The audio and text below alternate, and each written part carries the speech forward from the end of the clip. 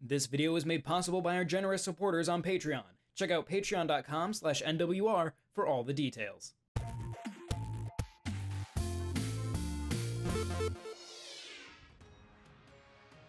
Last year, Yu-Gi-Oh! Celebrated its 25th anniversary, prompting players and old-school fans everywhere to age in an instant. Konami announced the continued celebration with this quarter century of the famous card game. Yu-Gi-Oh! The Early Days collection is the sole video game that marks this specific occasion. A collection with 14-ish games from the early history of the card game series, with entries from both the Game Boy Color and Game Boy Advance. As a still avid player of the Yu-Gi-Oh! Card game, I was morbidly curious about this collection. While I hadn't played all of them before this review, my hazy memory recalled them being stiff and more enticing to those who had seen the anime rather than those who played the card game. Turns out that hunch was correct, but the shock wasn't as bad as I expected. This revisit to the world of classic Yu-Gi-Oh! Will be for most a morbid curiosity, but for the true aficionados of the franchise, there is definitely some charm to this package. You will need to dig deep to find it, however.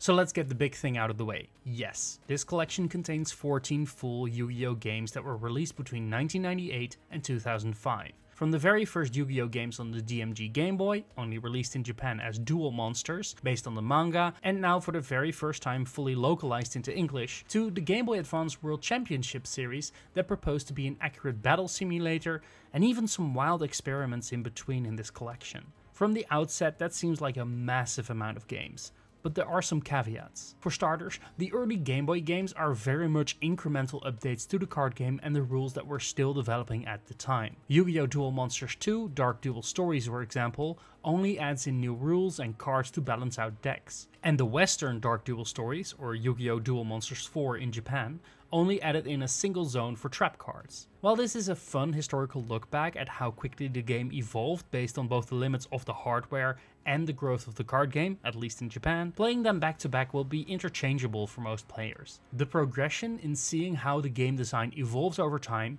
especially in the UI and UX elements, is fascinating to me. But in truth, after playing the game for a single match, I quickly bounced to find the more accessible games in the collection. The real surprise to me was Duel Monsters 3. This title, previously only available in Japan, follows the Monster World arc in which Yugi's friends have been transformed into monsters and are stuck in a tabletop role-playing game, with the antagonists serving as the game's dungeon masters. This means that the game contains no trading cards whatsoever. You place monsters on a grid that resembles a very simplified version of a turn-based strategy game like Fire Emblem. Every monster has its own attack pattern and gets a buff based on the field that it's standing on and if it's in range of friendlies. This means that every battle in this game turns into a miniature puzzle. In order to determine whether your attacks hit, 2 d10s are rolled and the outcome determines if you miss or strike successfully. It's a neat little system, and the dice roll is even used to determine the encounter rate of random enemies during the boss segments. It is so unlike the other games in the collection that it immediately stands out. The same cannot be said for Dungeon Dice Monsters and Destiny Board Traveler. These two spin-offs focus on a more board game-like approach to Yu-Gi-Oh! Dungeon Dice Monsters is an attempt to digitize the oft-forgotten spin-off game of the same name.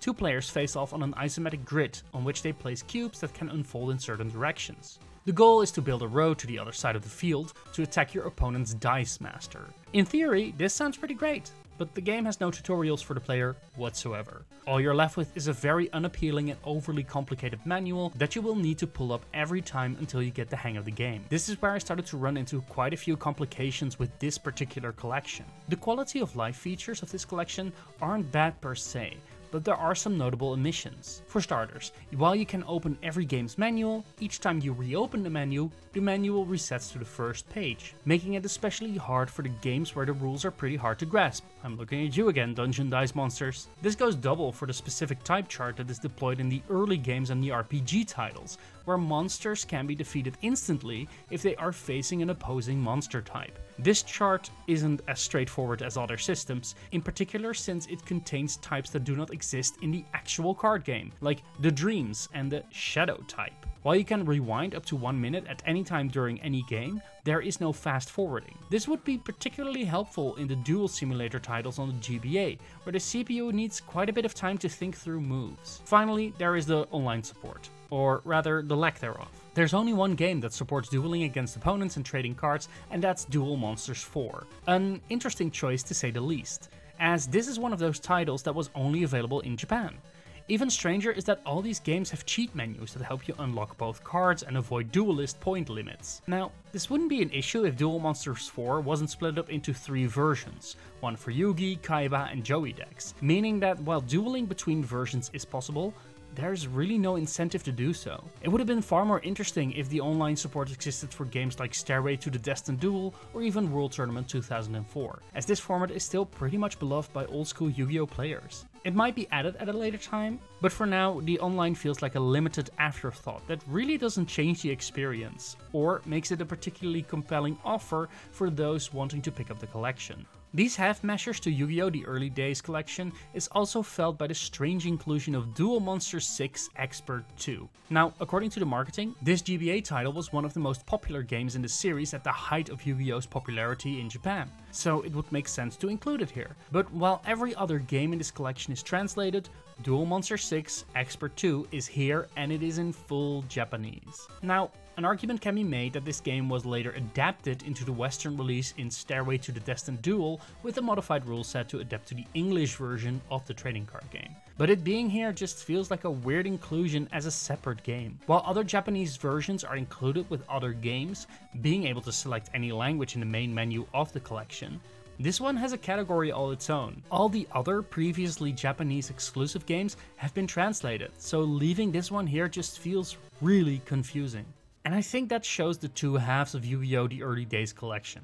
On the one hand, it is really cool to dive back into the strange history of Yu-Gi-Oh! Before it became an established card game, with all modern games following either the many animated series or being a straight up duel simulator. But while the amount of games is impressive, there isn't that much care and attention to detail put into the collection as there could be. It feels like a half-baked anniversary collection at times, with quality of life features just not going far enough in their helpfulness, certain games being very hard to grasp without consistently grabbing the manual, one title being left in Japanese, and only online play for a single set of games. There aren't even additional artworks, concepts, or design documents, which could have really added some value to this package for the true Yu-Gi-Oh! Fans. Among the games there are standouts, like the Sacred Cards, Duel Monsters 3, The Eternal Duelist Soul, and 7 Trials to Glory. But the majority feels like incremental improvements to the series, or completely throwing out any similarities to the actual card game out the window. It's a historical document, but with surprisingly little care and love for the history on display here.